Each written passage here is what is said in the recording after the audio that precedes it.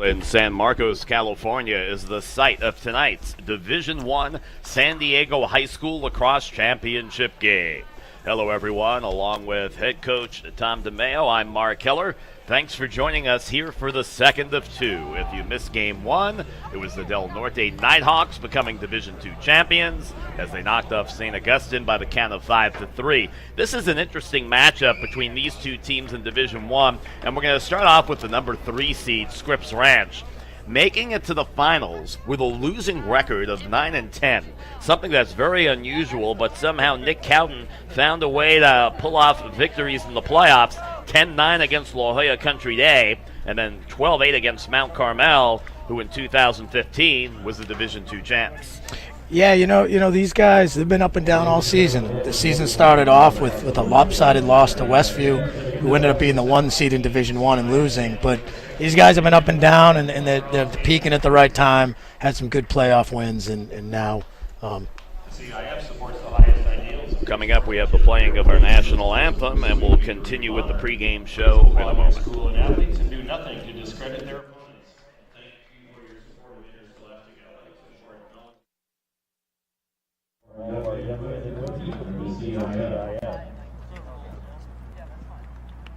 Ladies and gentlemen, we like you all now to rise your hats and join us.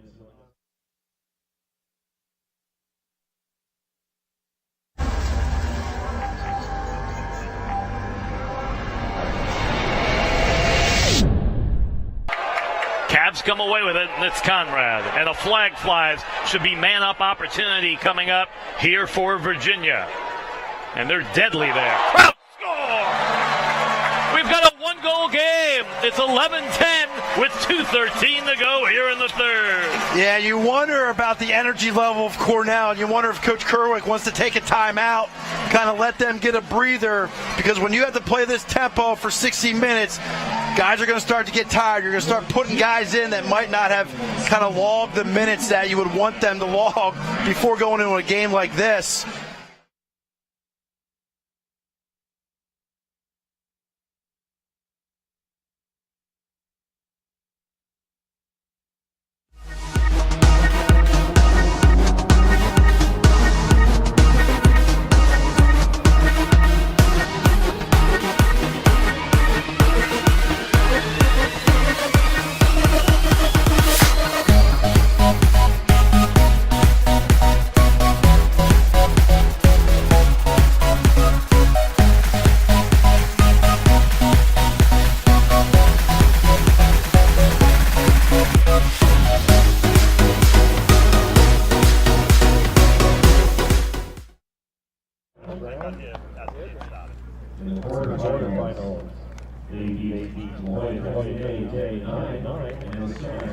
San Marcos High, we're moments away from the start of this match. We briefly spoke about Scripps Ranch. The La Jolla Vikings, they are the defending Division I champions. They beat Del Norte a year ago 11-5 to win CIF, and this year's team 11-10, 1-3 under veteran head coach Tom Dorr. The unusual thing about this ball club, 6 sophomores will be starters, 3 sophomores come off the bench, and they've got 7 players who are out with injury, really taking away any kind of Vikings bench.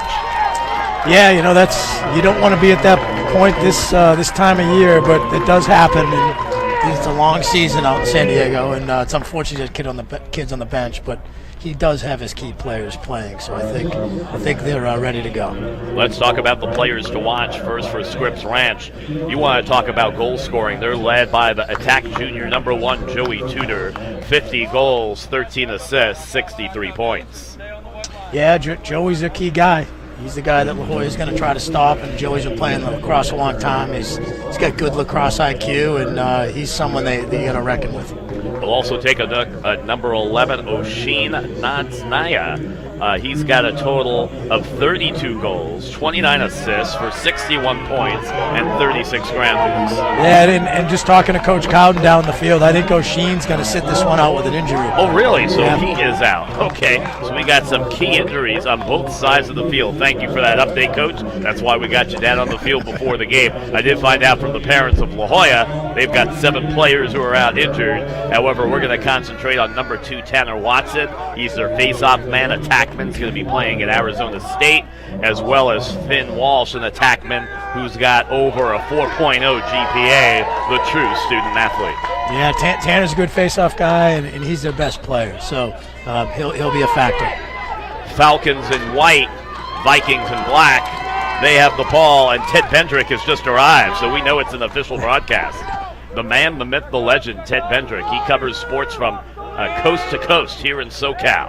That shot's going to go wide, and possession will be kept in the beginning moments of this game. So, I mean, if you're La Jolla, I mean, having 7 players out injured, and you make it this far, you have to wonder how the kids who maybe normally don't start will respond.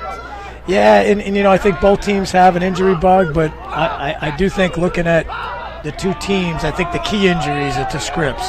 And I think La Jolla has what they need to win the game, and I think that's probably how Coach feels.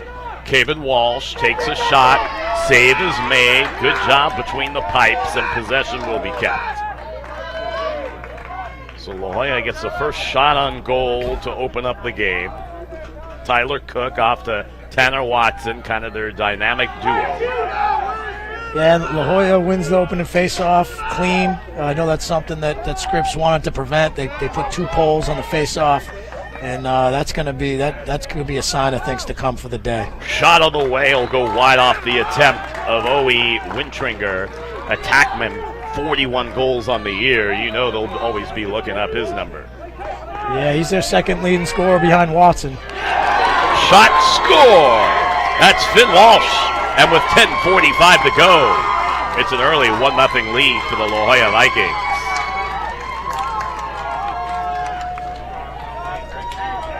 So Walsh, he's got the smarts in the classroom, uses it on the field.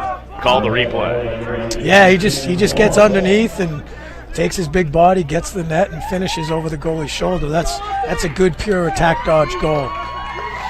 First goal, and we've got a 1-0 game. The officiating crew: Dalton Bray, referee; Ryan Lance, umpire; Matt Pfeffer, field judge; Vince Sully, Vilker, timer; and Matt Smith is your scorekeeper. So let's see what can be done offensively. Shot, score! Oh boy, wasting no time for the Falcons is Stuart Pond. And for Pond, he comes up with a big-time goal, does their Fogo. Yeah, great ground ball by the long stick off the wing. As I said, they're putting 2 poles out there. Number 10 picks it up, moves it upfield quick, and they get a nice transition goal. Yeah, he normally doesn't score. As a matter of fact, that's his first goal of the year. What a heck of a time for that to come. Yeah, it's good shot, overhand, 5-hole, and that's a good way to answer La Jolla. So 2 goals in 14 seconds. Here come the Vikings. Shot on the way, and that one hits the post. Sometimes that pipe can be your friend.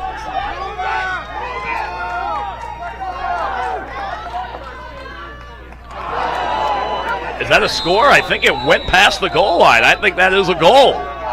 Is it? Yes, it is. I like the fact that they converge to talk. Wintringer with the goal, and the Vikings take a 2-1 lead.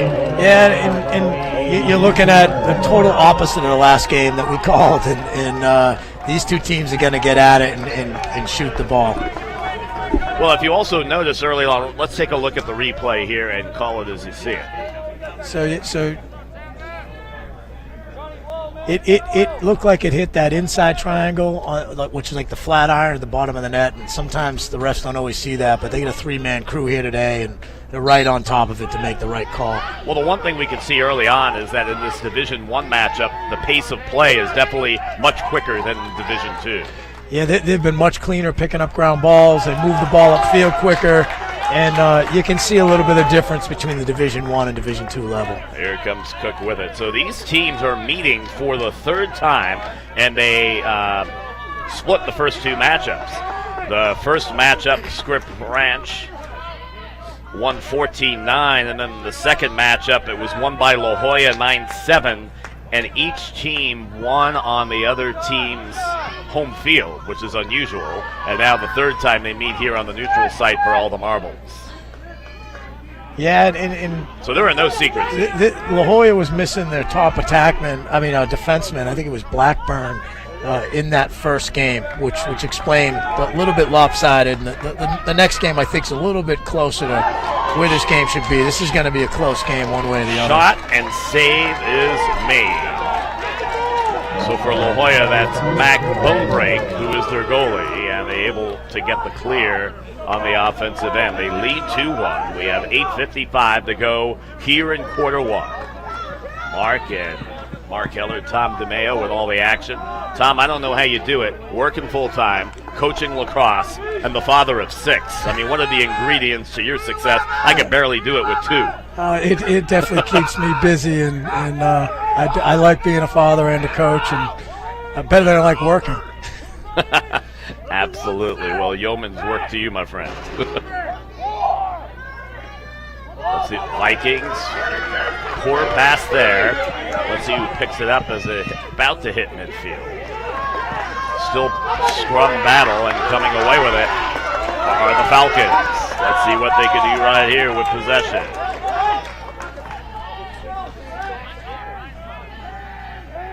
That's number 23, Ethan Taylor. Look out for him. He can score 15 goals on the year, 21 points, 31 granders. Doesn't have it, kicks it back up top to Josh Gomez. Maybe you could tell me a little bit about what the story is with Matt Weidman. 3 goals on the year, but 2 of them came in the semifinals. He must have been injured for a good part of the year.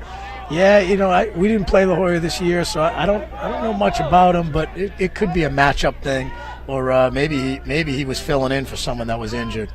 But, surely look to him and make something happen today. If he's scoring in the playoffs, that's a good indicator. Yeah, well, he stepped up, and he also got the start for this one. So he's done something right at the right time of season. And the ball is going to be cleared by La Jolla and Charlie Coy, their starting defender.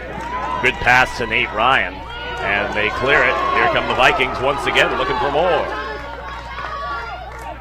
Yeah, good defense by La Jolla there. Doubled the ball, put it on the ground, and moved it upfield quickly. Let's see what the Vikings can do right here. Up top, it's Tyler Cook, their midi.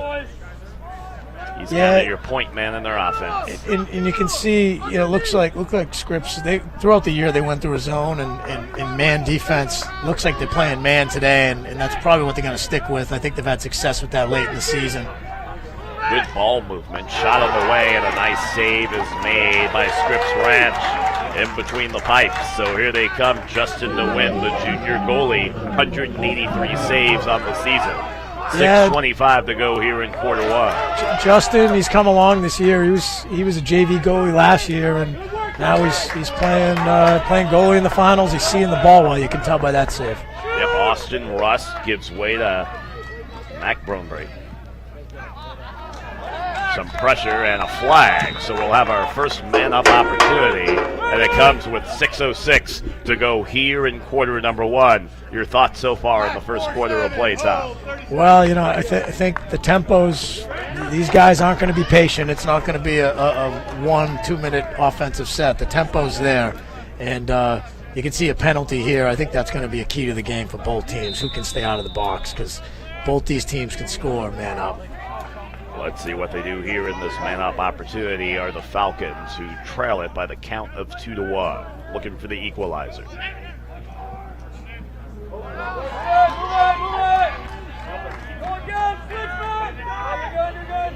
Wake Smith, they give up top. Getting a little sloppy on some of those passes picked up by Joey Tudor. Let's see what Tudor can do. They got to be looking for Tudor. Up top to Smith, loses the handle. A nice check right there. And now looking for the clear is La Jolla, and they'll get it from Aaron Rust. Nice move by number 22.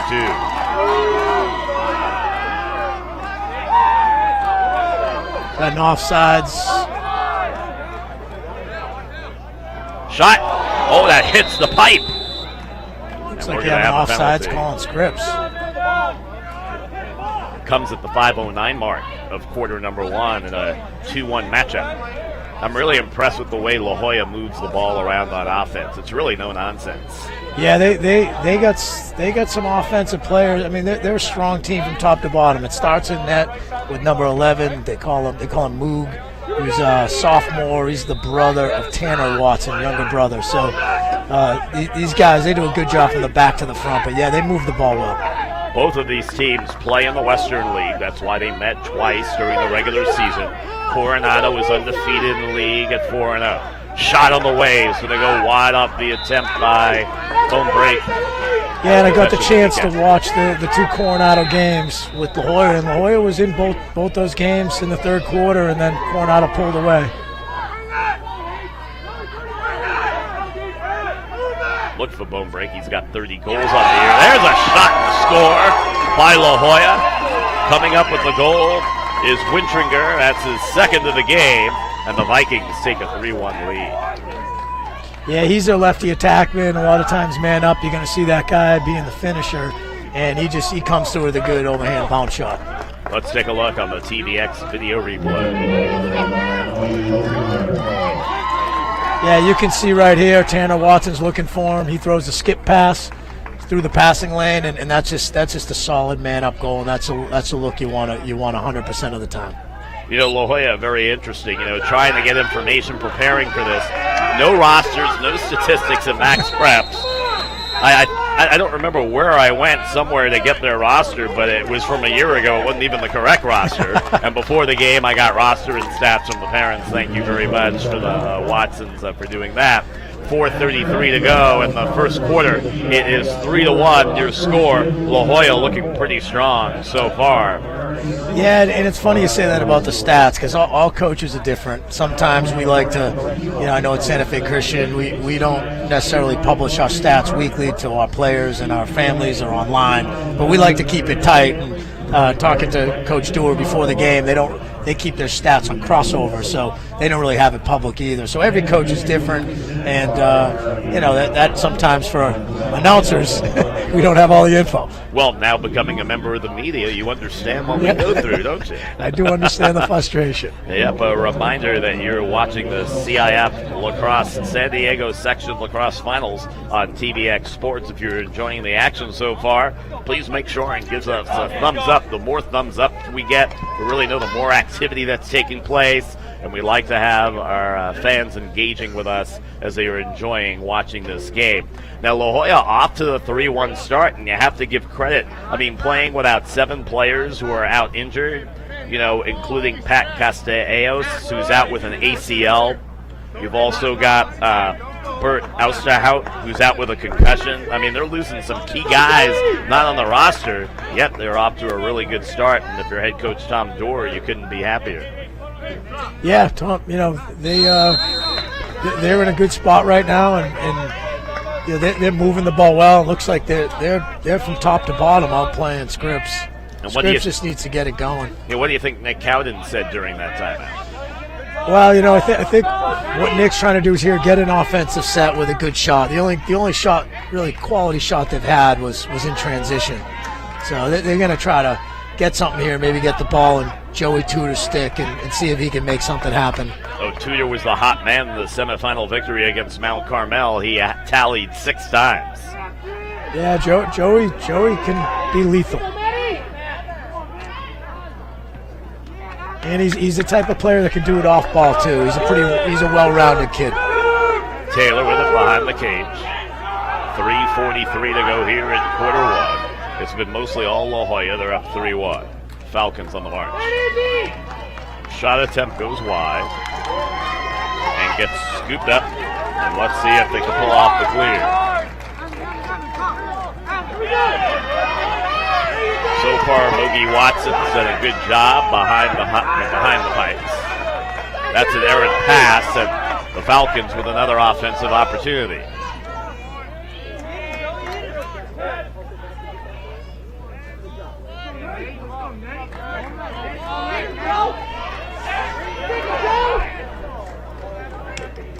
There's Tudor with it. You always have to keep an eye on him. Yeah, just offensively, I've seen Scripps play a handful of times this year, and I do think that without their attackman, I think it's O'Sheen, and seeing Trevor Pettis, who's probably their one of their top midfielders and goal scorers, off with an ACL injury on the sideline right now. I think they're trying to find their offensive identity, and Tudor's trying to find some guys to work with. Yeah, so if you're losing Pettis, you're losing a 48 goal scorer there. That's right. It's not easy to not easy to replace 50 goals when you get into the playoffs. Nope, so both teams missing players. It's just a matter of who can manage to adapt and make the changes on the fly. We have a timeout with 2:27 to go here in quarter number one. It's 3-1. La Jolla leads it over Scripps Ranch. As we take a little bit of their history, we mentioned how the Vikings won the CIF title a year ago, 11-5 over Del Norte. The year before that was another good year. They were 14-5, 9-0 in league. However, guess who they lost to in the semis? They lost to Scripps Ranch, and they lost big by the count of 17-5. So, I mean, there's a true rivalry between these two schools. Yeah, I mean, the word that one of the coaches used was grudge match, and I think that's how these guys view each other. And that being the case, I mean, 3-1, this game can go any way. It can, a few penalties might go one way or the other, and next thing you know, someone could flip 3 goals the other way. So it's usually how these games go. So, Coach, now that you've got your off season and you're ready to retool, now being a small program, how many seniors did you have on this year's team? We graduated 4 seniors, okay. Which, we have about 30 kids on our roster, so a pretty small percentage, but those 4 seniors were all 4 of them were all Coastal League. So who did you lose, and who are you hoping will step up next year? Well, we lost our face-off guy, Hank Ontiveros, who here last year scored 5 of our 6 goals and won pretty much every face-off. So he's probably our biggest loss, and he's a captain and a leader. But we have some younger guys looking to step up. We had a freshman put up 40 points this year, and we had another freshman who started for us. So we get some guys, Preston Grobert and Jack Winters, are going to step in and hopefully take Hank's spot. So it sounds like the future continues to look bright for Santa Fe Christian Lacrosse. Yeah, we hope to be back here next year. A shot on the way. It's going to go high and wide off the attempt by Tyler Cook. Possession to be kept. 2:13 to go here in quarter one. Yeah, you notice Coach Stewart took a timeout there. I think he sees this as a critical possession. They got a 2-goal lead. Be nice to make it a 3-goal lead going into the second quarter. That's why he took that timeout there and get things set. Little pick action there. Shot on the way, and it's deflected off the attempt by Watson.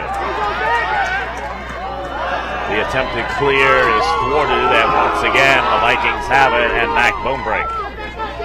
Bonebrake's a guy you got to look out for. He's got 30 goals on the year.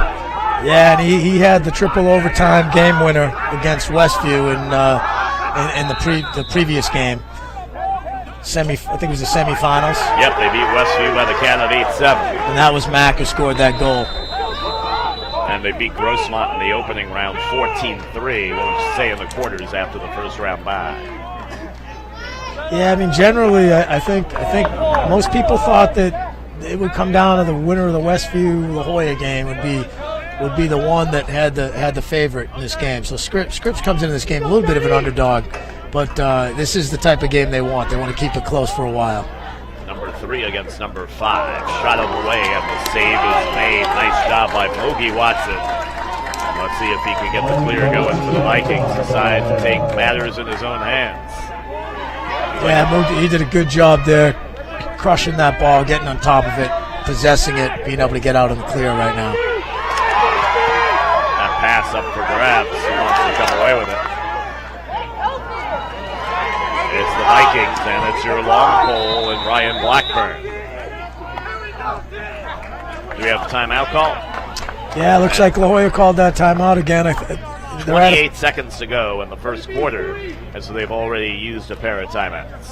Yeah, you don't mind using them in the first half early if you think it's a critical possession. And like I said in the last possession, you hate to use them too that quick, but you get in that situation, you want an opportunity to go up by 3 here going in, and that can change how Scripps approaches the game in the second quarter, and you always like to have that early lead. TVX Sports is proud to bring you the best in San Diego and Southern California local sports. If you want to see more live games, if you want to see more game recaps and highlights, give us a like and a click to that subscribe button. That's the only way we know that you guys are enjoying the action and tuning in. We have the Division I Lacrosse Championships here on Championship Saturday here in late May. It was 90 degrees when the first game started. I'm not quite sure where we are temperature-wise right now, but you can feel it in the booth. It's getting a little more comfortable. Yeah, that certainly when that first game kicked off, I was down on the field. The turf was burning. So I think as the games go on through the night, it's going to get a little better. Yep. So right now it looks like my phone's doing a little thinking. It's showing 82 degrees, so a little bit cooler. And I think by the nightcap we should be down to 76. A nice problem to have. And that's why we're here. Mark Keller, Tom DeMeo, thanks for joining us here on Championship Saturday. Del Norte punched their ticket as Division II champions. Here we got a good one early on between Scripps Ranch and the La Jolla Vikings. La Jolla's shot and the beauty of the save made in between the pipes by Scripps Ranch. And Justin the Wind coming up with his second big save of the game. However, once again, Scripps Ranch unable to clear.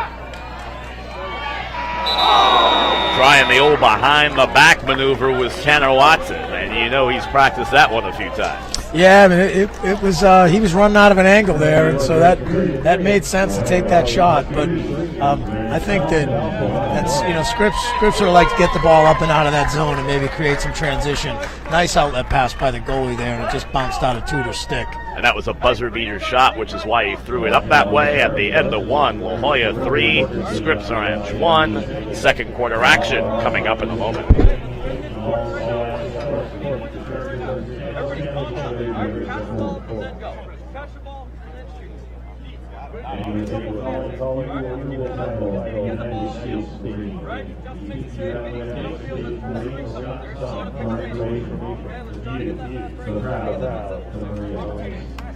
Come on, White, let's go. Big quarter. Let's win this quarter right now. Let's go, boys. Let's go. Falcons on 3. 1, 2, 3. Let's go.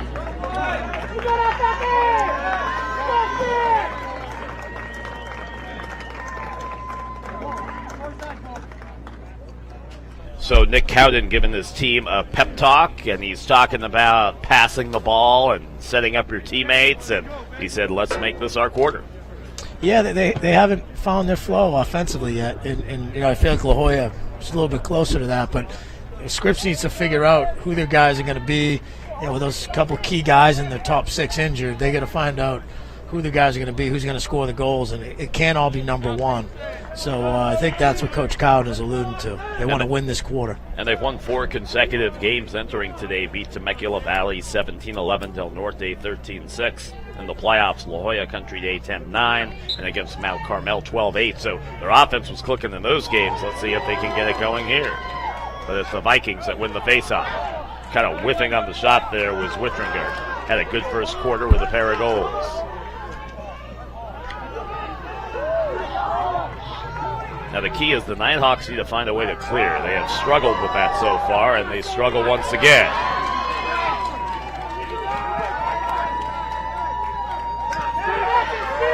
Blackburn, Ryan Blackburn, you mentioned, did not play in one of those matchups against Scripps Ranch. Yeah, you get a flag down on the field right now and a slash on Blackburn. He got him across the back. So, Scripps is going to try to get a scoring opportunity here and then potentially go man up. No call made there, and we'll have the dead ball, and the penalty and the man up will be coming up. And if you remember in game 1, St. Augustine was kind of in control of the game. They caused a penalty for a man up. That led to Del Norte's first goal and kind of turned the match around. Yeah, maybe the same thing will happen here. And both these teams have at times get undisciplined and get penalties, so that could be a big, as I mentioned earlier, that could be a big part of this game. Who executes man up, who's undisciplined, gets more penalties. Okay, so you definitely have to be looking for Tudor here on the man up situation. Keep in mind they're without O'Sheen and Pettis, who during the course of the year combined for 80 goals. So those are 2 guys who would normally be out there who obviously are not out there today. Charlie, beat us. Backside, Charlie.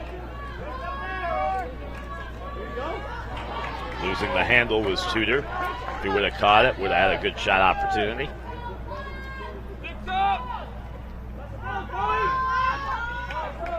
It's great having the coaches mic'd on the sidelines because you can really hear what they're saying during the course of play.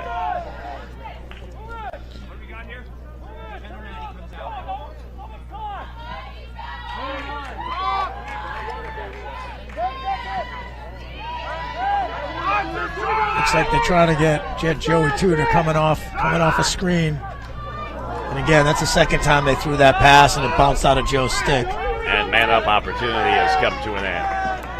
So they're able to kill the penalty, and the game continues with a 3-1 score.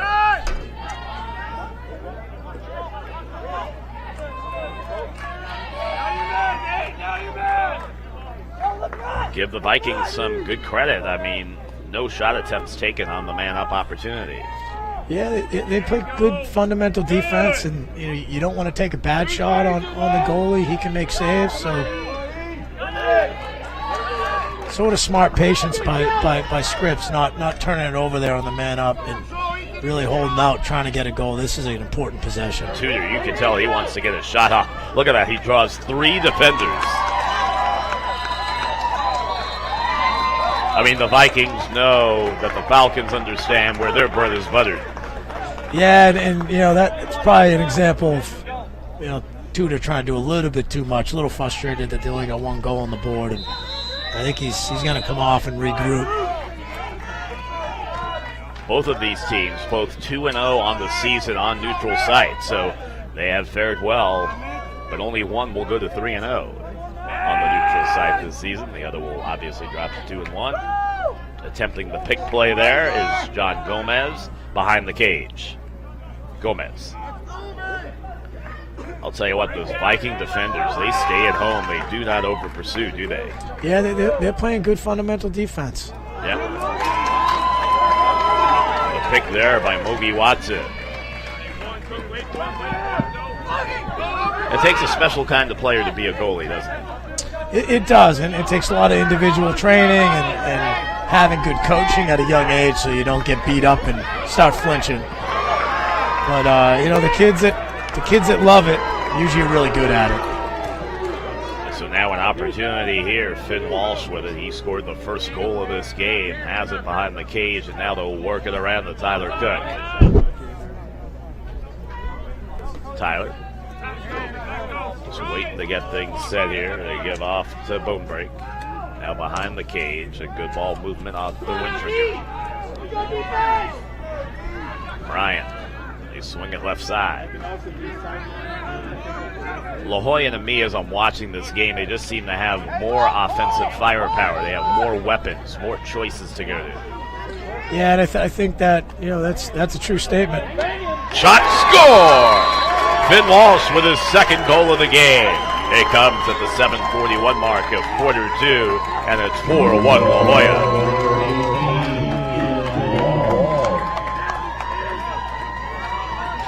Yeah, it's you can see right here it's almost identical goal as the last one. He gets underneath, good inside roll, he executes below goal line extended, and he just has a good finish, bounce shot.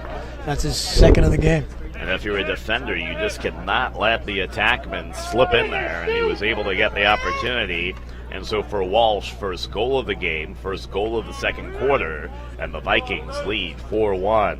Right now the Vikings seem to be in the driver's seat looking to defend their Division I championship. Well, actually last year they won the Division II championship. And these guys are kind of they're in a position where they can win a Division II and a Division I back-to-back, which that would be pretty good. It's pretty unique. Flag flies. It's going to be man-up opportunity for La Jolla. So maybe a little bit of frustration kicking in for the Falcons. 30 seconds. Yeah, and again, I think these teams they got to have success by keeping out of the box because that could send this game lopsided pretty quick. That was a clear situation where you just pushed him from behind, and that's going to draw a 30-second penalty anytime. So let's watch Wintrinker as they got the 30-second man up.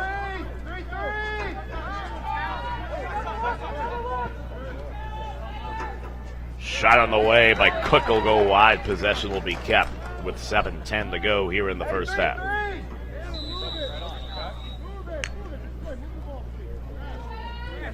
Just watch their ball movement. I mean, most of the guys on the offense are going to touch it on this possession. Shot, score! And for Walsh, it's the hat trick. Tom, you got to take off your hat and throw it on the field. I got a few of these. But yeah, that's a good handle by Walsh there. Good man up play. Just turns, doesn't really look, turns and shoots. Let's take a look on the TVX video replay. You can see they move the ball left to right. Comes off the crease. Walsh just catches it, turns, squares up, and shoots. Good overhand bounce shot. Yeah, the hat trick originated in the sport of hockey. When a player scored 3 goals, to honor him, the fans would throw the hat onto the ice to respect what was just accomplished. Yeah, never really caught on. The hat never really caught on in lacrosse. Still a hockey thing. There you go. But I think it's a pretty cool thing. I like that. Yeah, I've been at the Boston Garden when the hats showered down a few times on some of those guys, Cam Neely and those guys back in the day. So those are some pretty good moments. Well, I have some good moments from 80 to 83 when my Islanders won 4 consecutive Stanley Cups. That was the Boston quite the Bruins have never done and never will do. Not many teams have. Yep. I think of the Montreal Canadiens, the Islanders, the Edmonton Oilers. I think that's pretty much it. Yeah, we prefer to talk about the Patriots when we talk Boston. I don't want to talk about that because I'm a lifelong Jets fan. There's nothing to cheer about whatsoever. I will not argue with that. Yeah, that's just one of those things. Shot on the way is going to go wide, and possession will be kept. Back when I went to school at Hofstra back in the 80s, that's where the Jets used to practice back in the day. And sports director at WRHE Radio, Hofstra University, we get to cover practices, interview the coaches, the players. I remember one day Derek Gaffney was introduced to a woman by one of the older gentlemen that hosted a weekend show, and he owed him a favor. So after practice one day, he hops in the car with him. They drive him over to the WRHU studio, and they do an exclusive 20-minute interview with Derek Gaffney, which we ran at back-to-back Hofstra football games. The big story the next day was, why did Derek Gaffney leave practice so quickly? The answer, he was talking to me. In case you're wondering about that, 30-something years later. A footnote in sports history. I didn't read about that one, but I don't think anyone did. So 5:25 to go here in quarter 2. It's been all La Jolla. They lead 5-1. Good job. Save in between the pipes. There by the win. And let's see if the Falcons can get some kind of clear and offensive possession here. And they finally do. That was kind of a low percentage pass there. However, it's scooped up and they'll keep it as Blake Smith. It was tipped. And it's a good, with the way they're having trouble generating offense, that's a good look right there. They got to get on the board, and 6-on-6 hasn't worked. Yep, trailing 5-1 under 5 minutes to go in the first half. Boy, La Jolla has just been so steady since this game began. They really have. Yeah, it's a good way to describe La Jolla. I think they're a steady, consistent team, top to bottom. Tudor to Gomez. Gomez with it. He wears number 9. Defending him is Austin Rusk.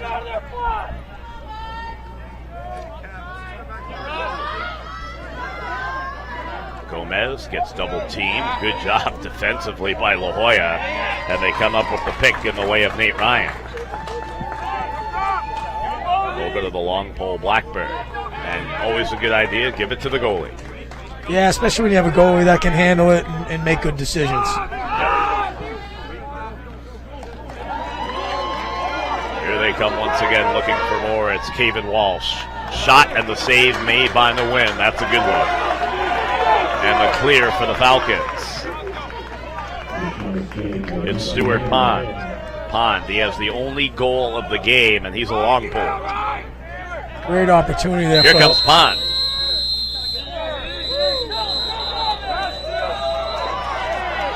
Looks like a little extracurricular activity.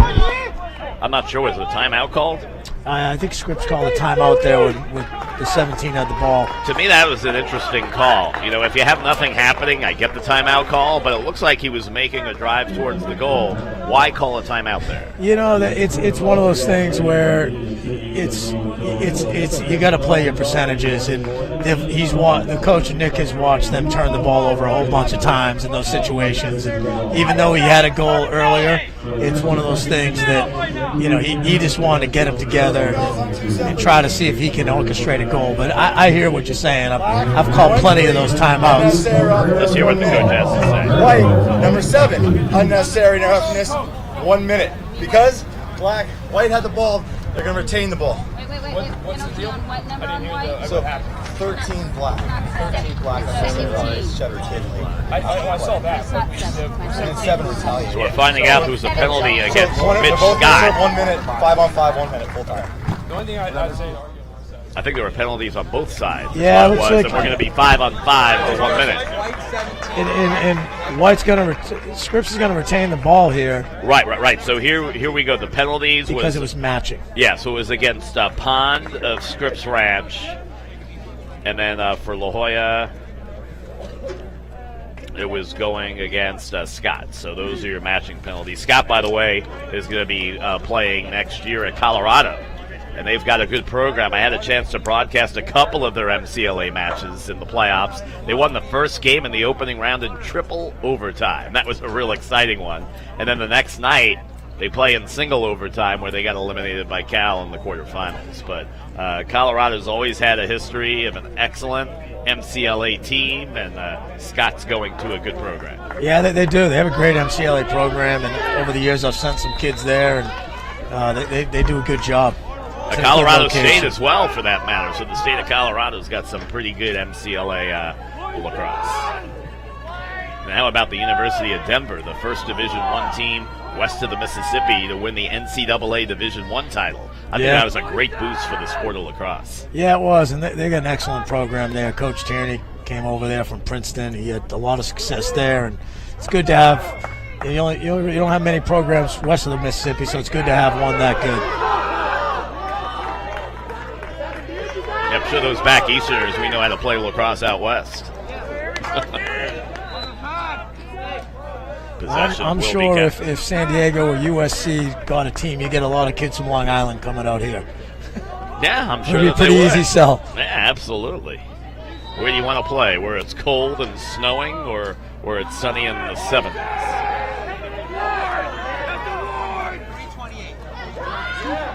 Shot, score, and that's exactly what Scripps Ranch needed. It's Josh Gomez with his 18th goal of the year, making it a 5-2 game. Yeah, it's a perfectly placed shot by Gomez, and it's something that they desperately needed. Let's take a look on the TVX video replay. Yeah, you can see here. It's just it's a pretty deep shot, but it's perfectly located. Good technique. You can't make a living on that shot, but certainly they'll take that goal for now. So you know what? Maybe enjoying that 5-on-5 gave them a little more spacing than they've seen in the 6-on-6 matchup. Yeah, it does open things up a bit, and that certainly. I couldn't really tell if they were in a zone right there or what they were in, but he got his hands free and he put a lot of power on that shot. The face-off is won by the Vikings. They have a 5-2 lead. Here comes Pat Ryan. Trying to corral it, his home break. He finally comes away with it. And we're back to 6-on-6. Here come the Falcons. Let's see if they can get a clear here. We approach the 2-minute mark. It's 5-2 La Jolla leads. Here comes Gomez, who just scored moments ago, looking for more. Shot, beautiful save is made. Rebound shot, hits the pipe, and pops out. Oh yeah, that's going to be man up. Obvious holding penalty. Shot saved, whistle stopped. 1:48 to go. Boy, all of a sudden the Falcon offense is woken up. Yeah, you can see. I mean, they want to be aggressive. They don't want to be settled 6-on-6, 5-on-5. They're more of a team that's going to do it like that and just attack right away. And you can see right there. I mean, Tudor gets 30-second technical foul. Black, 4-7, hold. So they they got a hold there, but Tudor gets free, has a great underneath move and just doesn't finish it. But I think you can see there that Scripps is getting aggressive. Definitely look for number 1, Tudor, here on the man up. He hasn't scored yet, but he's got to be chomping at the bit right now. Would love to see his team get within a pair of goals here late in the first half. We're down to 1:28 to go. Shot kind of whiffed on. Gomez had it, lost it. Who wants to come away with it? It's the long pole. Good job by Nate Ryan. He'll feed to Tyler Cook. Do we have a timeout? Infraction called against La Jolla. What was the call there, Coach?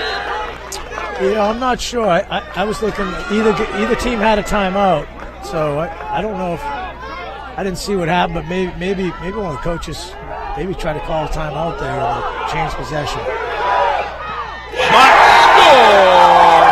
That's exactly what was needed by the Scripps Ranch team. It's Paul Zajac with his 9th goal of the season. We have a 5-3 game with 52 seconds to play in the first half. Yeah, and you can see the bench was screaming for 12. He was wide open. No one was covering him. He steps in, pretty much the same shot as Gomez took. Off stick side, right by the ankle. That's a tough one to stop. Now the key is if you're Scripps Ranch, then that you have this momentum, you want to win this face-off. That's a big face-off. And they lose it. And here comes Tanner Watson. Off to Ryan. Ryan to Watson. Shot! And the save is made. No, it's wide. Excuse me. And they get it to the win. That was a dangerous pass. Here comes the clear. It's Thomas McCallum.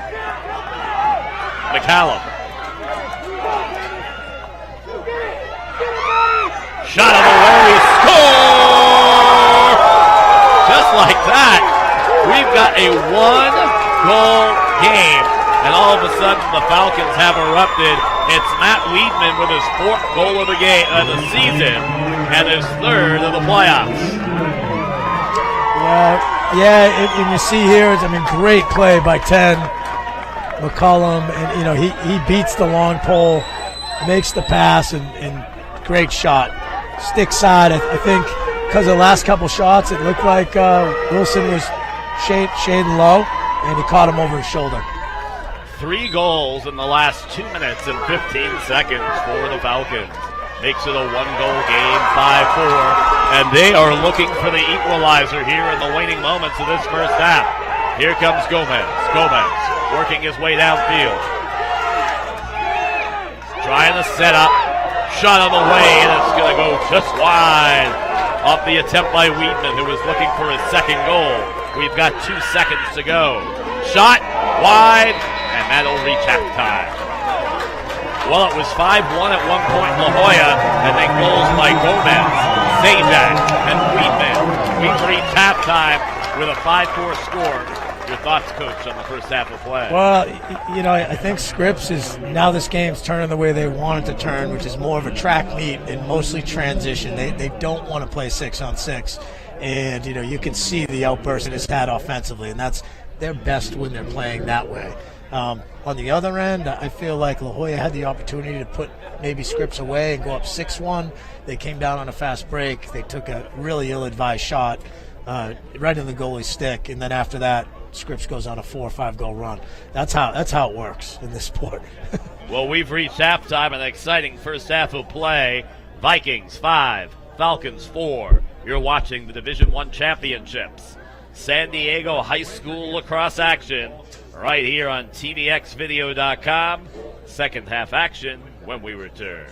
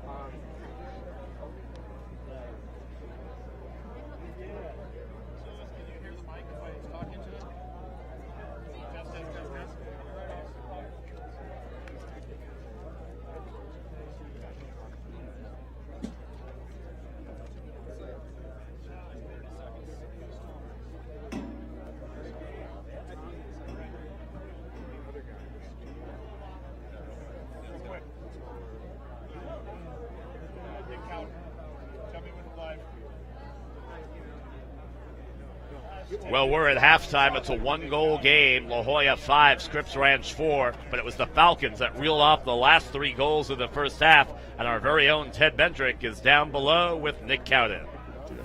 Yeah, this is Ted Bendrick down here on the sideline with Coach Nick Cowden of the Scripps Ranch Falcons. And we had a real exciting finish there to the first half.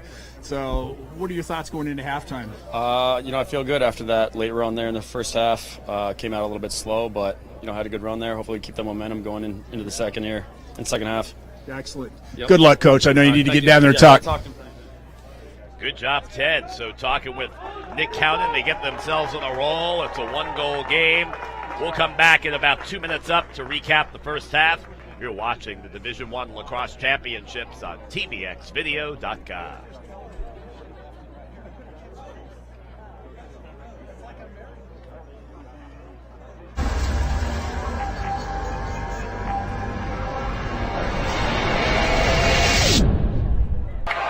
Cavs come away with it. It's Conrad. And a flag flies. Should be man-up opportunity coming up here for Virginia.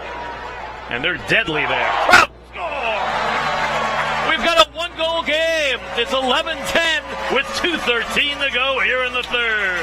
Yeah, you wonder about the energy level of Cornell. You wonder if Coach Kerwick wants to take a timeout, kind of let them get a breather, because when you have to play this tempo for 60 minutes, guys are going to start to get tired. You're going to start putting guys in that might not have kind of logged the minutes that you would want them to log before going into a game like this.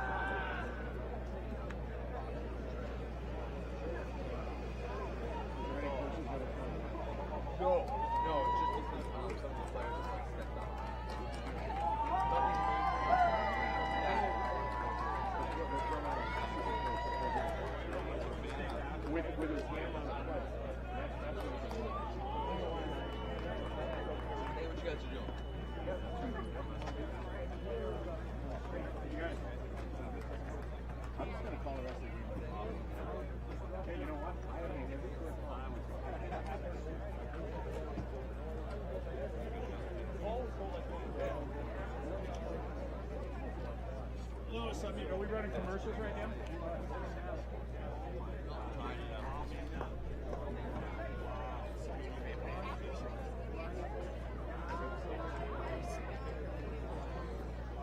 Let me see if I can get the coach, okay?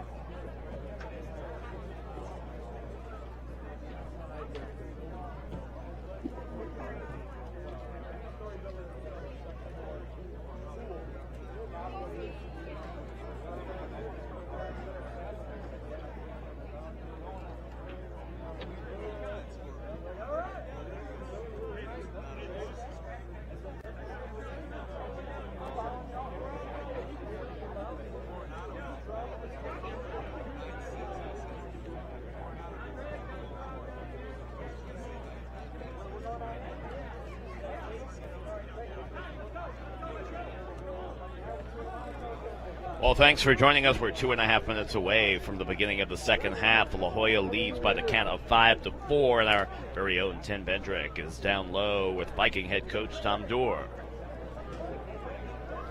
Hey, this is Ted Bendrick down on the sideline with Coach Tom Dorr over at the La Jolla Vikings here. We just finished a really exciting second half there, Tommy. What are your thoughts? I think, we went up 5-1 and we just got comfortable. Stopped taking care of the ball on offense, and they capitalized on us. We didn't release the guy, that man up, and they capitalized on it, and then just some mental breakdowns, and we got comfortable. That was pretty much it. So we just need to come out one quarter at a time here and 0-0. So that's the game plan for just come back out here. We're starting over. Yeah, one quarter at a time, start over, win these next two, stay calm. It's going to be an up and down game, but one thing, don't get comfortable. That's one thing. Tom, thank you. I know you're busy. That's Ted. So we got that quick. He's got to get back. Take care. Good job there, Ted, the man on the spot with the interviews. I never thought I'd see Tim Bendrick on camera, but he was able to pull it off. Mark and the coach DeMaio here. We're at halftime, 5-4 your score, and kind of recap the scoring in the first quarter. The Vikings got on the scoreboard first, Walsh at the 10:45 mark. Then Pond bounced back for Scripps Ranch to make it 1-1. But then the Vikings would score 4 consecutive goals. Wintringer with a pair, Walsh with a pair, and by the way, he now has a hat trick at 5-1. But then the Falcons would come to life, and they would score 3 goals in a span of 2 minutes and 25 seconds. Gomez is 18th, Zajak's 9th, Weidman is 4th. We go into halftime with a 5-4 score.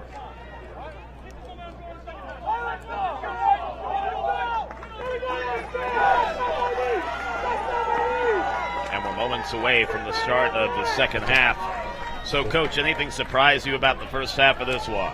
No, I mean, not really. I think we knew it would be a pretty close game. I think it's just like we were talking about. La Jolla was pretty well balanced. They just had a really bad 5 minutes, and it may have been sparked by that I think it was a timeout that Coach Cowden had, and he was screaming at his players to get discipline and get focused, and since then they went on a run. But I do think in the second half, Scripps has to find a way to stop 18 Walsh. He's had a couple really easy get underneath inside roll type goals. Well, with them, all their goals have come from 2 guys. Walsh with 3, Wintringer with 2. You want them to continue, but you want to see other guys step up. Turnover, and the ball will go to the Falcons. So they had that momentum at the end of the first half, and now they get this early possession here in the third. Well, these games are won and lost in the third quarter is how us coaches look at it. And so this is going to be a real big next 11 minutes and 40 seconds. So let's see what the Falcons can do.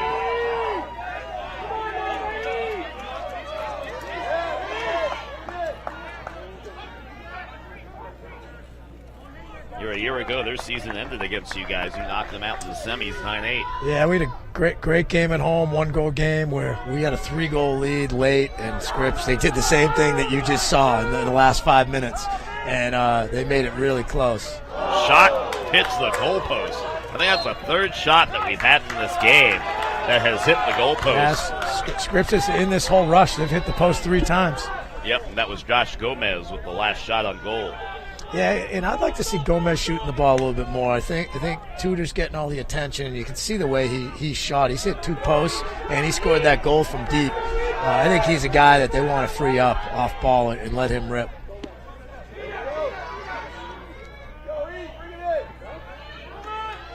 Opportunity, working their way behind the net. It's Taylor. He wears 23. Doesn't have anything, and that brings it up top. There's Gomez, the man you were talking about. Trying to operate, but boy, he sure drew a lot of attention.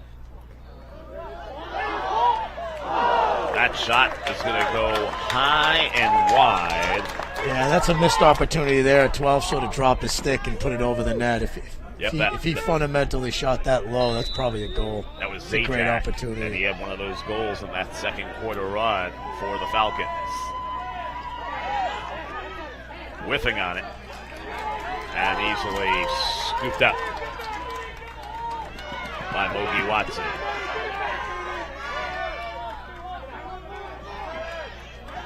One thing La Jolla has done well, they have cleared well in this game. Yeah, they have. They do a good job bringing their middies out and coming down and helping out and not forcing the long post to clear it. And Scripps has let that guy catch it down underneath and run it out pretty easily. Yep, and this time it was Tyler Cook who did that. Off to Tanner Watson. Up top to Caven Walsh. Walsh has had a real good game with 3 goals and a hat trick. So number 4 is definitely feeling it here today.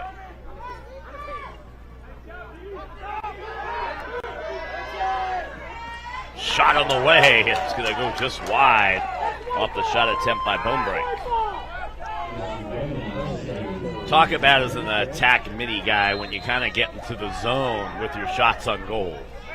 Yeah, I mean, some guys shoot better time and room. Some guys shoot better on the run, but these guys, when you see guys hitting the spot shooting, you want to keep going back to them. And Walsh is with it right now. Yeah, they got a short stick matchup behind an invert, and Walsh will look to draw and dump right here. Poor pass. It's going to get scooped up, however, by Tanner Watson right by the midfielder. And gets pushed across the line. That's an over and back. That's a tough mistake there by La Jolla. Yep, Tanner, usually you won't see those mistakes from him. He's going to be playing at Arizona State next year. Sun Devils always with a good MCLA program. Yeah, my guess is Tanner sort of lost track where he was on the field and took the push a little bit and didn't resist it. That's an uncommon mistake for him. Gomez up top for Scripps Ranch. We have approached the 8.5-minute mark here in quarter 3. Still waiting for the first goal of the second half to be scored. Will it be the Falcons tying it up, or will the Vikings take a 2-goal lead? Still remains to be seen.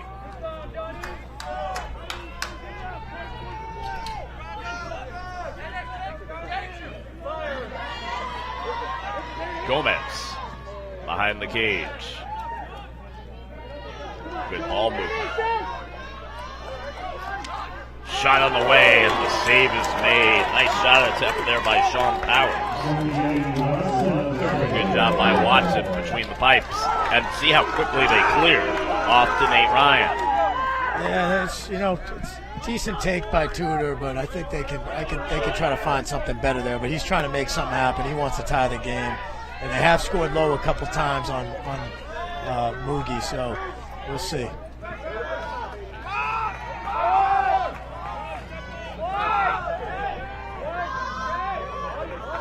Ryan. Now behind the cage to Walsh. Off to Caven Walsh. And I think if you're La Jolla here, you might want to go back to Walsh at X. He hasn't really been stopped when he's went to the net. And that pass is picked off. Good defense by the Falcons. Great job by the Longhorns. Stuart Pond. Poor pass trying to set up his teammate. Good idea, but poor execution there. He was looking for Matt Wideman. Yeah, looks like we have a tip there. Ball was tipped, so it's going to stay Scripps. Okay. That's a break for Scripps right there. Yes, indeedy. It's an errant pass that deflected off a La Jolla defender. That ball was probably going out of bounds either way. Gomez gets stripped of the ball. Good play by Ryan. And here they come. And the clear is successful. Excuse me, that's actually Ethan Tomiko, number 14.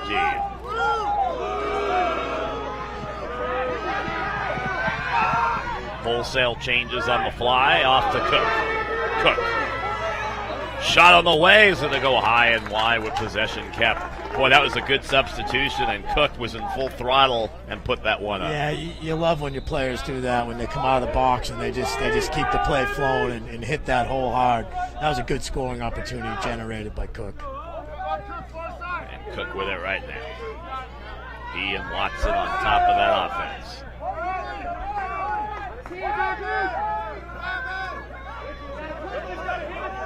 Cook looking for an opening. Shot, and the save is made nicely by the Falcons just in the win. Both goalies have been solid today. Yeah, we've seen good goaltending all day here. No real soft goals. Yep.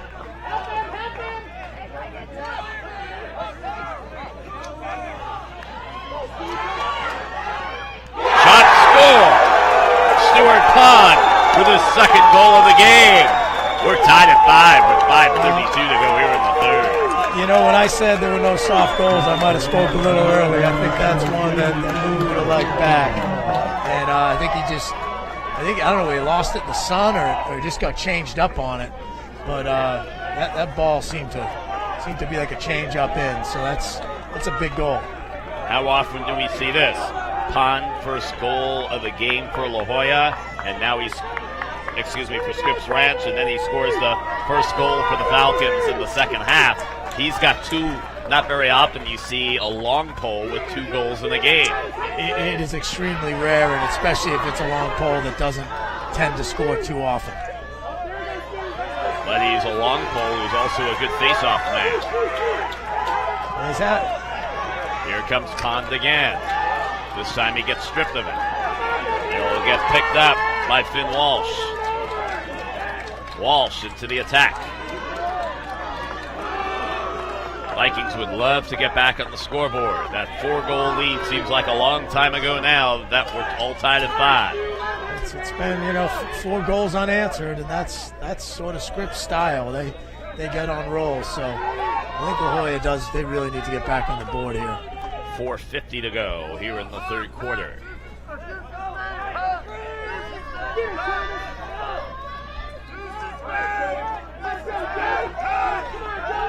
Should the Falcons win, has there ever been a team that won CIF in San Diego County with a 500 record?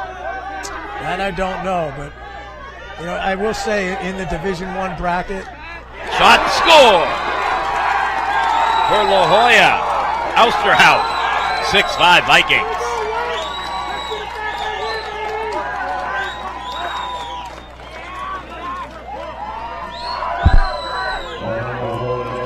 Take a look on the TDX. Yeah, so he was pretty aggressive going to the net. Defender rolled off him, really allowed up an easy scoring opportunity. Again, a good bounce shot. And actually, my correction, that's Pat Ryan with the goal, and it comes at the 4:23 mark, and the Vikings go up 6-5. Yeah, and it looks like Scripps got a penalty at the end of that play. It'll be dead ball. So now La Jolla starts man up here with the ball, no face-off, and that could really hurt Scripps. So Ryan with the goal at 4:23, 6-5, up by one of the Vikings, and now they've got a man up. Wow. Who do you look for here, Coach? I think they had some success on the left side there with the left-handed attackman, number 9, and they also had some success inside, man up with 18, Walsh. And I think they're going to look into Walsh again. That shot's going to be a save off the attempt by Tanner Watson, and a good job by Justin to win once again. Yeah, that's sort of an ill-advised shot. I think Coach Stewart would like that one back. Here comes Pond for the Falcons. I'll tell you what, for a guy who's a long pole, he handles the ball awfully well.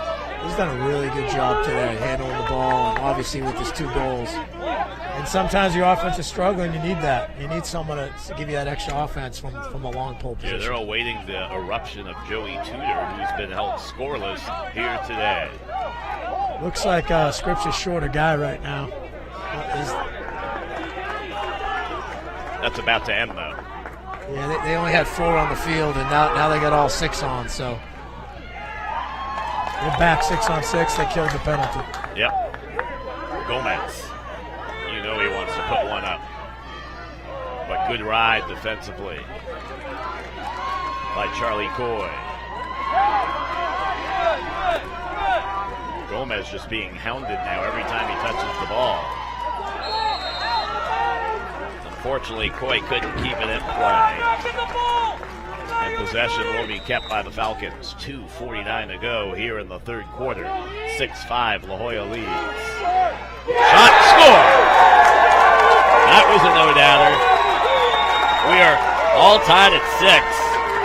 Ethan Taylor with his first goal of the game and his 16th of the season. Yeah, what you'll see here is sort of a 2-man game from the corner right off the restart. He does a good job getting underneath this guy. There's no slide coming. Left-handed finish coming around. So that was a heads-up play going right off the restart. That's what really delayed the slide. Yapon, the only guy with 2 goals for Scripps Ranch, and then Gomez, Zajac, Weidman, and Taylor all with 1 apiece. And here come the Vikings. They win the face-off, and they have possession as we approach 2.5 minutes to go here in quarter 3. Shot on the way, not much of an attempt there by Cook, and Wynn registers another save. Yeah, he's seeing the ball pretty well. But I will say, these shots, they're not making the goalie move, and throwing it right into his stick. So I think La Jolla needs to pick some better shots. Some pressure there. Good job by Tanner Watson to cause the turnover. And the Vikings with another opportunity here in a 6-6 game.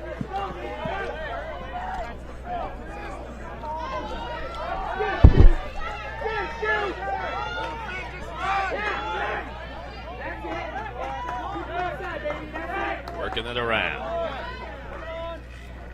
At one point, we thought La Jolla might run away with this when they were up 5-1, but boy, Scripps Ranch has come back and answered.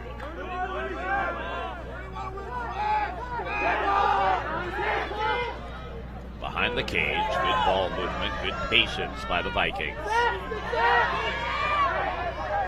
Shot, score! Pat Ryan, his second goal of the game. 7-6, La Jolla leads. Yeah, he's had 2 huge goals. He's put La Jolla on the board. You can see he sweeps across, gets his hands wound up, and get a good overhand bounce shot. And that seems to be the key. When La Jolla shoots the ball well, they're scoring. When they're shooting the ball high and in the goalie's stick, they're having some problems. I'll tell you what, Randall, George, Christian, and Josh are getting all these fantastic shots that you're watching here today on TVX Video's coverage of San Diego High School Lacrosse Championships. Winning the face-off is La Jolla, right? You score a goal, you win the face-off, you get that momentum. All right, shoot, here we go, baby.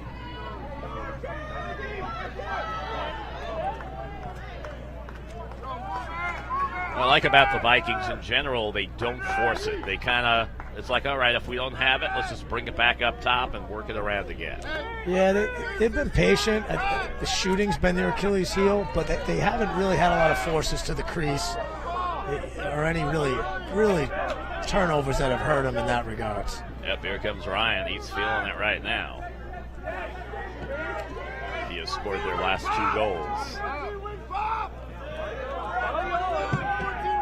They'll give way to Caleb Walsh.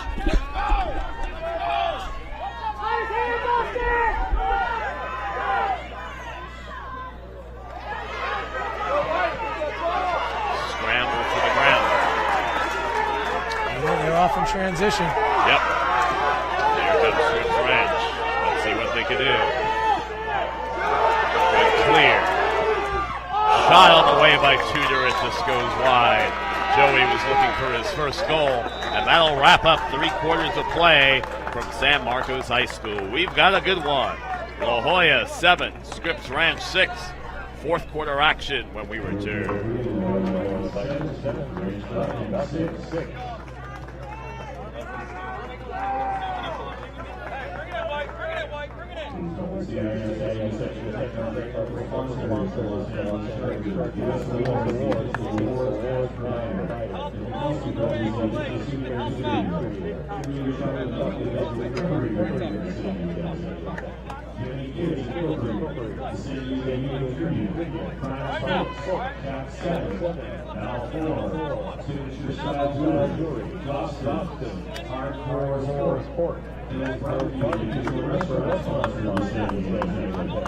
San Diego Area School Board Association, Friends of All, Wings of Anderson, and some rural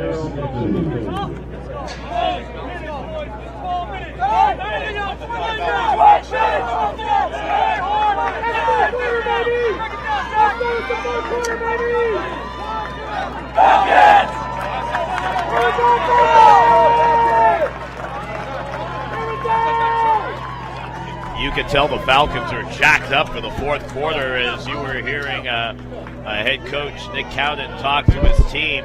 The scoring in the third, we were at 5-4 at halftime. It got tied at 5 by Scripps Ranch. Pond with his second goal of the game. Then Ryan would score for La Jolla to make it 6-5 at the 4:23 mark. Taylor scores at the 2:42 mark to tie it at 6. And then Ryan with his second goal of the quarter at the 1:25 mark. The Vikings 7. Falcons 6, 12 minutes remain. What are you looking for here in the fourth as we put on our seatbelts? Well, you could see it in that final 10 seconds. You're going to see urgency from Scripps. They feel like they've been down the whole game, and they want to get up on La Jolla, and you can see how they move the ball down the field, and they missed by just a foot or so on the shot. And I think you're going to see two different sets here where La Jolla is going to be a little slower to go to the net than they have been all game. And you're going to see more urgency from Scripps. And you have to remember, Scripps Ranch has tied it twice, but they have never had the lead here today. So if they can find a way to get that first lead in the fourth quarter, right? It's not how you start, it's how you finish. Yeah, cliche number 22. And I'm thinking back to last year in this game when we were in the fourth quarter, it was 6-5, and the score never changed, and we held the ball a lot and slowed the game down, and San Marcos showed a ton of aggressiveness going to the net when they had it, but there's two ways you can handle this. You can kill it or you can be real aggressive. Walsh to Gomez. His shot goes wide. That was a good attempt right there, and they will keep possession. Yeah, it's a good take there by the lefty attackman. Wintringer hits the post. And possession will be kept. It's Caven Walsh behind the cage. Looking to operate one-on-one, seeing if he can find someone. Wintringer kicks it up top. They'll swing it left side, off to Bowbreak. Now back behind the cage once again to Finn Walsh. Finn gives way to Wintringer.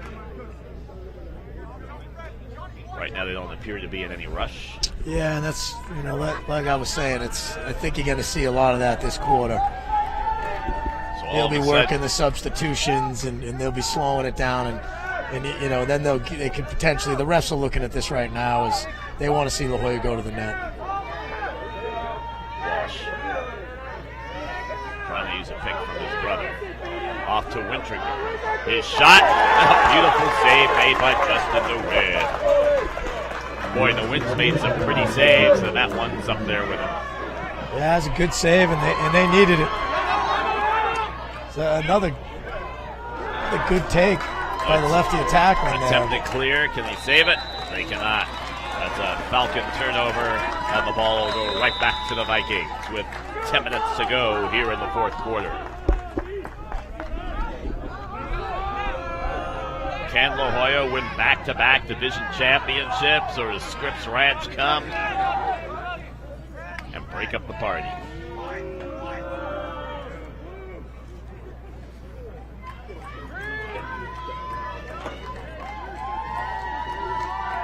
Well, we talk about experience in this situation. La Jolla was here last year. They had a lead over Del Norte, and they did a pretty good job, closing the game out, not letting it be close. So they know how to do this in this environment. Been here before. Cook.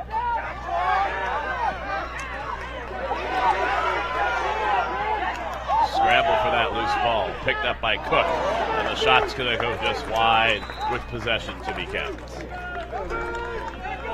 Good opportunity there by Tyler Cook. Yeah, it was. It was a good opportunity, and probably a smart shot because he had it in his right hand. He didn't have a big angle, so he was either going to go in or keep possession.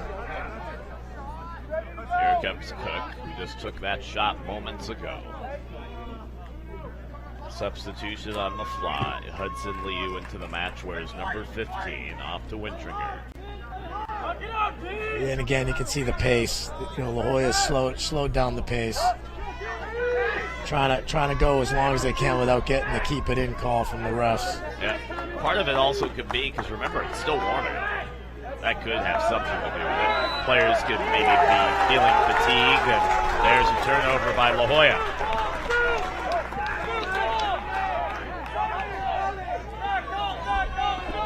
I think the guys are greened at this this point, Coach? I don't necessarily think so. I think both teams have had some good settled time on offense. I mean, they don't play a lot of guys. There's a few guys that I'm sure are feeling it. But, I think when you get into 8 minutes left in the last game of the season, you find a way to dig deep. And timeout call. 8 minutes to go.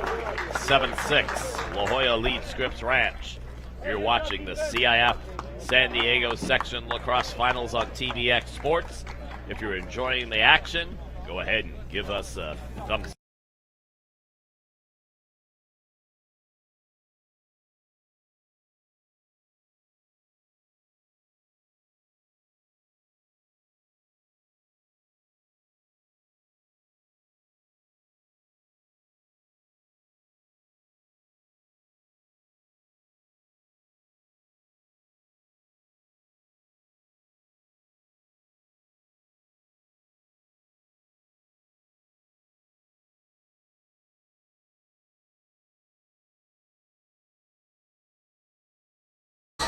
That was a big face-off right there. Scripps needed it. Barnes work behind the cage and work it around. It's Blake Smith. So Tudor has a short stick here. They're going to want to use this matchup.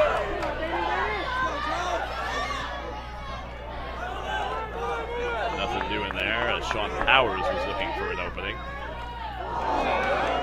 Nothing doing there on the attempt by Smith. Now the Vikings attempting to clear.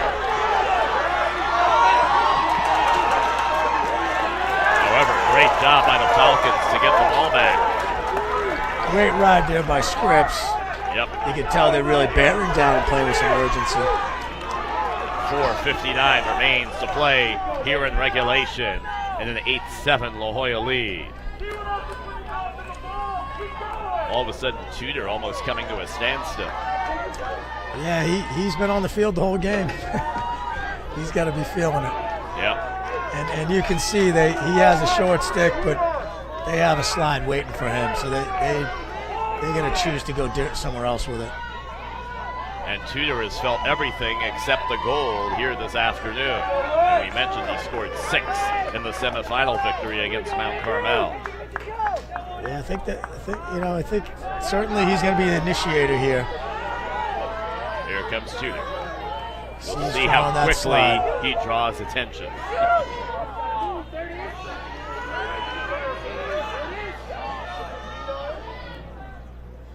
Behind the cage. 4 minutes to go here in the fourth.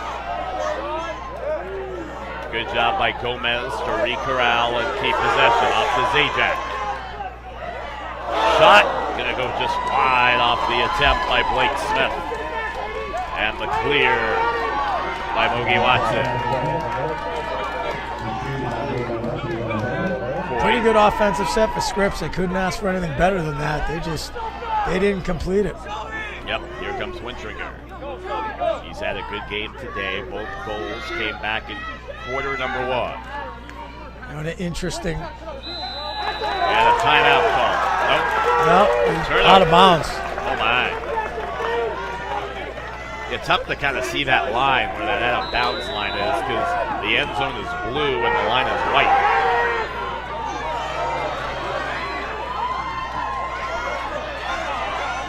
Also a little bit of shade starting to come on the field on the Scripps Ranch end. A scrum at the 45. Timeout. La Jolla. 2:58 remains to play in the Division I championship with your score. La Jolla 8 and Scripps Ranch 7. Yeah, that's a great timeout by Coach. I think both coaches were dying to use their timeout if they just could have got it in their stick. And second it was in his stick. Coach Tom just called it right away, and that's a big possession. TVX Sports is proud to bring you the best in San Diego and Southern California local sports. If you want to see more live games, if you want to see more game recaps and highlights, give us a like and click that subscribe button. Well, 2:48 to go. We know a lot of people are tuning into this a close one of a game, Coach, here in Division One. Division Two is a close one. We've got the same here in Division One, and we're going to expect nothing less in the open division game between Coronado and La Costa Canyon. These, as always, these are great games. These are great games for the kids to play in, and they do a pretty good job in San Diego matching the teams up, in the brackets that these become pretty competitive games. So we're seeing another great one here. I know 8-7 with three minutes to go is a pretty good opportunity for both teams. What goes through the process as they decide what division level each team will play in the playoffs each year? What they do is they take the top 8 teams out of laxpower.com, which is a rating system. It's not CIF. It's something totally separate. And those 8 teams advance into the open bracket, which will be the next game. And then really the rest of the teams are broken up between Division 2 and 1. And so they form out their own brackets. Thank you for that breakdown, Coach DeMeo. And it's a good system. You can see the teams are pretty well matched. And we are back to action with 2:57 remaining. Let's see what the Vikings can do right here. Trying to get an offensive set. It's Coy with it. And he does a good job to get it off to Pat Ryan. Ryan with a couple of goals today, both coming in the third quarter.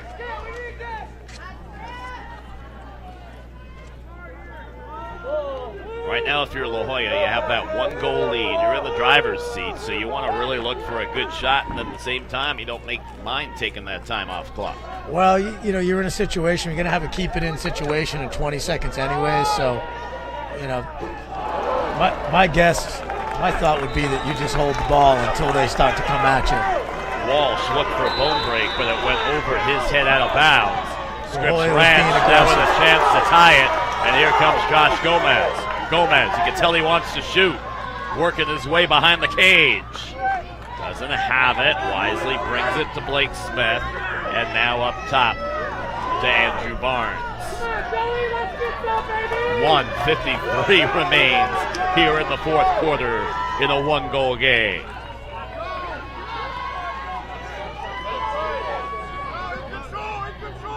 Tudor.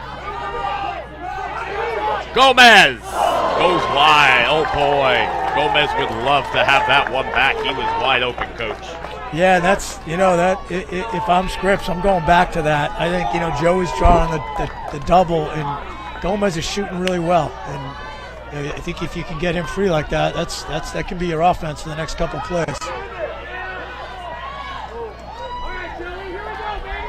Right back to Tudor. Usually the goal scorer has had to have been more of a facilitator today, as they have really double-teamed him throughout. Tudor. You see every time he tries to slide, there's someone waiting for him. Shot wide. Tudor found a way to get open, but unable to score with 1:09 to go. Yeah, I mean, fundamentals, and that's the first thing I would tell Tudor after the game.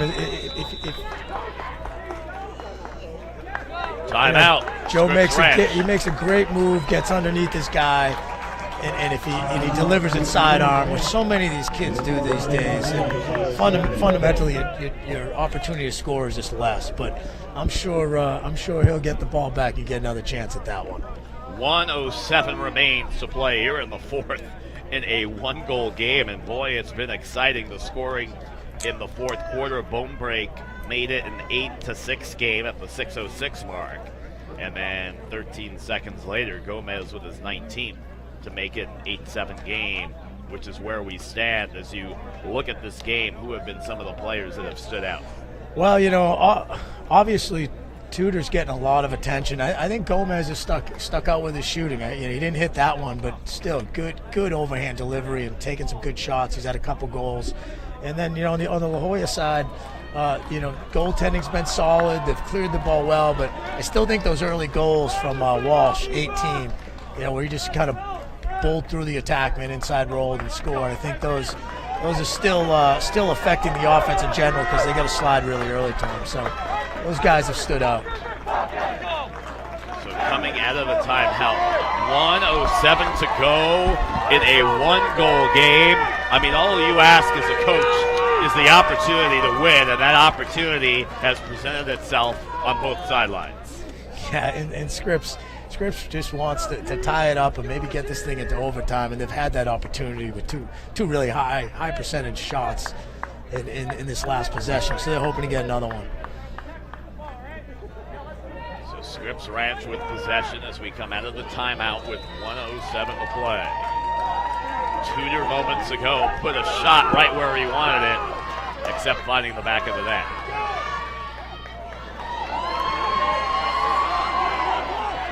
Tudor, as you see, as soon as he gets to that ball, he's got two guys on him defensively. Yeah, Blackburn's covering Tudor here, so.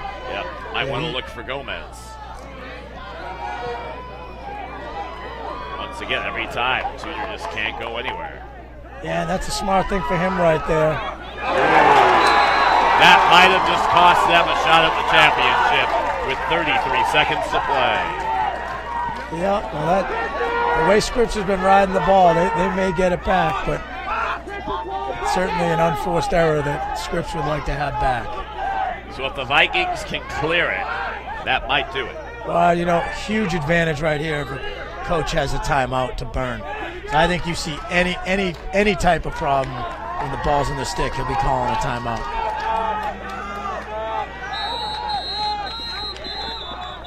Timeout.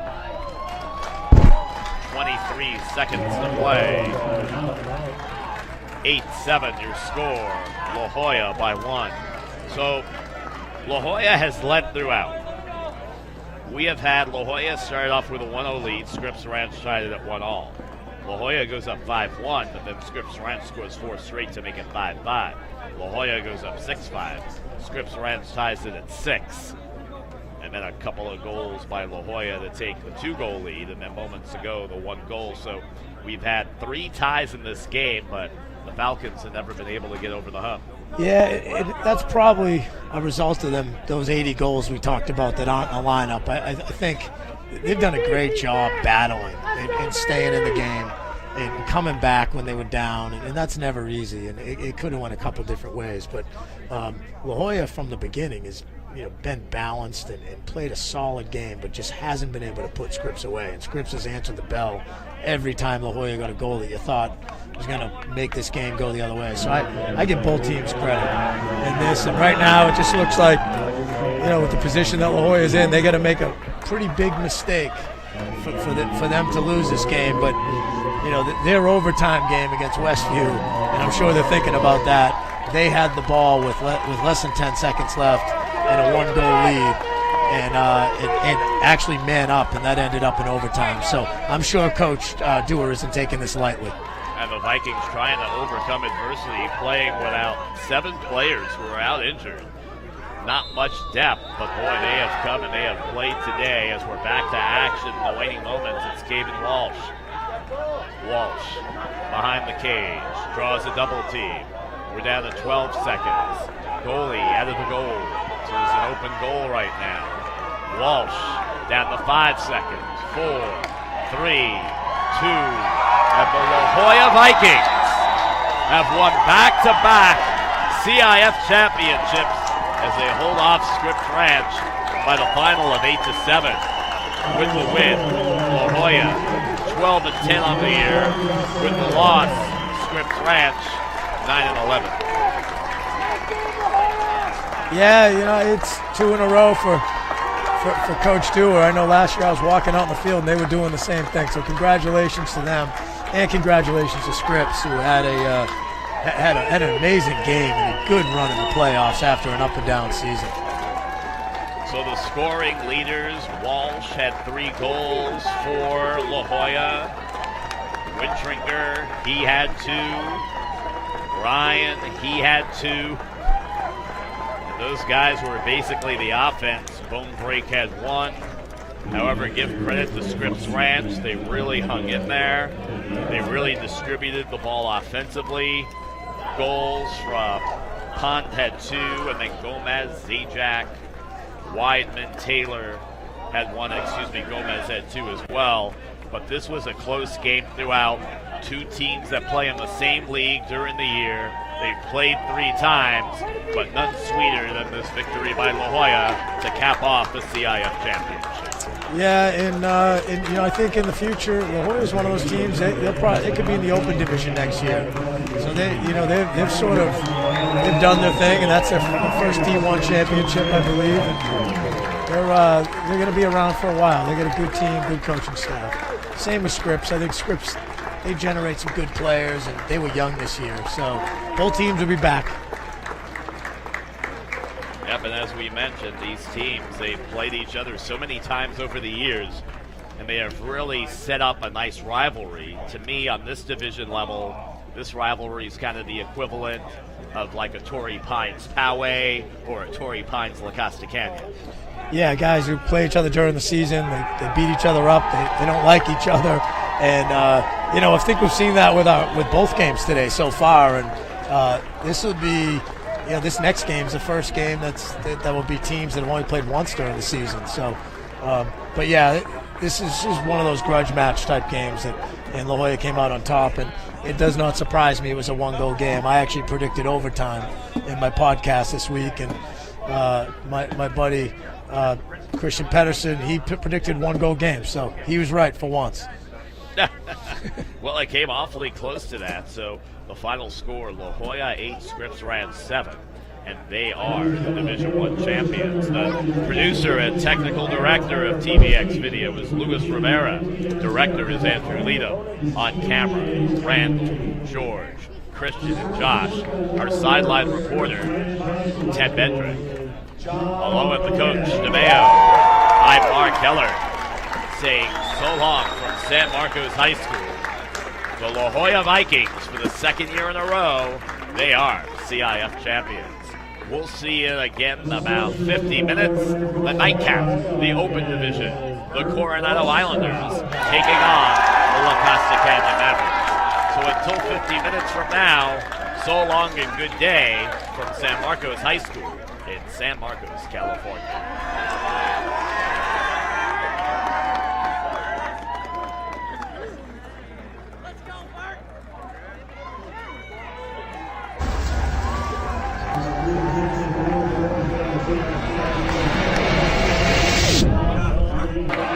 Cavs come away with it, and it's Conrad. And a flag flies. Should be man-up opportunity coming up here for Virginia. And they're deadly there. Oh! We've got a 1-goal game. It's 11-10 with 2:13 to go here in the third.